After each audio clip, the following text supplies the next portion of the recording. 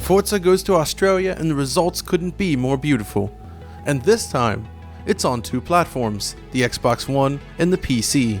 So let's jump in a Lamborghini and find out how they stack up.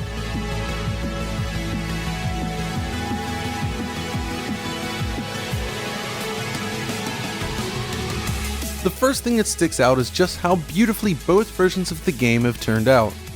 No matter where you play it, Forza Horizon 3 is one of the best looking racers on the market today.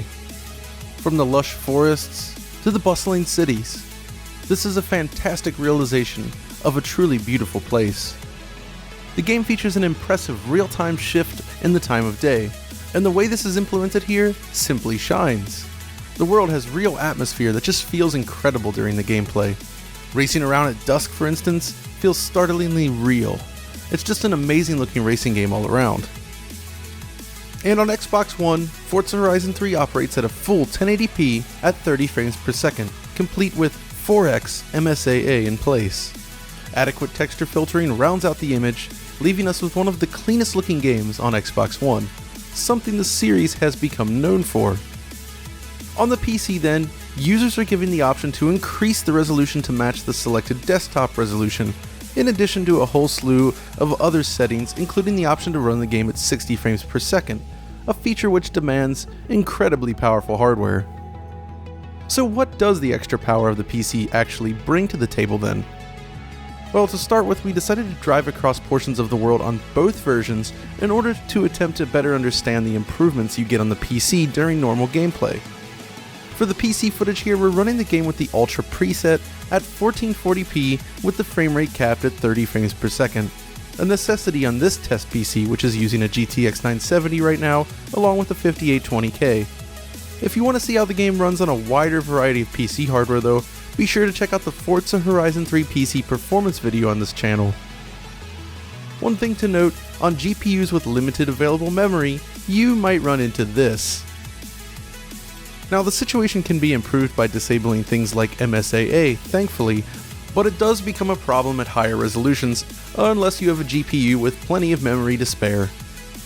Now, one of the first things that actually jumps out at us here is the pop-in. It's an issue actually on all presets, but we can see that the PC enables details to be drawn out further into the distance if you use the Ultra setting. Even on these higher settings though, you can still see objects pop into view, it's just that the pop-in occurs further away from the player's car, so it really is similarly noticeable on both platforms. It just happens in a slightly different place. Xbox One actually appears to be using some sort of dynamic setting like what we see on the PC, as it doesn't really match up perfectly with any of the presets. This is ultimately an expected compromise in this game, and is the most significant difference between the two versions.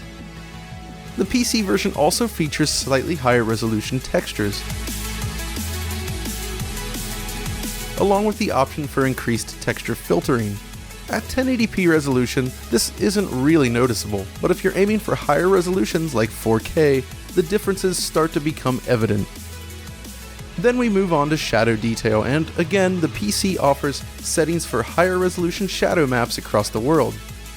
And of course, this is always a very nice bonus and expected, but it's not actually something you're going to notice during most of the gameplay due to the speed of the game combined with the motion blur, with one exception, the shadows on the car model. If you look at these shadows around the rear of the car, you can actually see extra breakup on the Xbox One that is absent when using the ultra quality settings on the PC. Not a massive difference really, but it is something that's beneficial for PC users. The PC version also supports higher quality motion blur with additional samples, though again in this case the difference is actually rather subtle. You can also go the other way and use fewer motion blur samples on the PC, which looks kinda like this, or simply disable motion blur altogether, which I'm sure plenty of PC users would like to do, but I think I'll keep the motion blur on. We also notice little things like the missing details on like the defroster lines on the back of the windshield here, a setting tied into the world car detail setting. On Xbox One we're basically seeing the high option. Speaking of detail, I wanted to showcase how nicely rendered the game's cockpits are and how they stack up against a real car.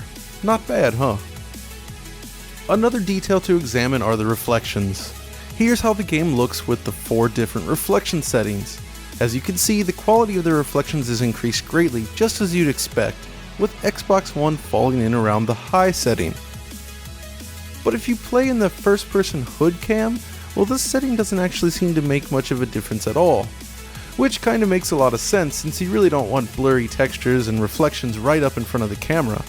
We also have to point out that the Xbox One version supports high dynamic range output, which we can't exactly show here in this test, but impressions suggest that this makes quite a difference and looks great. If you have an HDR capable TV and an Xbox One S then, it might be worth checking out that version even if you have a fairly capable PC. And that's really about it. There are differences to be found between these different versions, but Playground has crafted two beautiful iterations of Forza Horizon 3 that look and perform great on their respective platforms. Now, of course, if you want to max out the PC version and enjoy the game at 60 frames per second, yeah, you're going to need some serious hardware. And if you cap at 30 frames per second, there is evidence to suggest that the game is slightly less responsive on the PC, making the Xbox One version better to play if you're only at that frame rate. Anyways, that's all for now. If you enjoyed this look at the game, be sure to let us know by liking and subscribing. And until next time, this is John, signing off.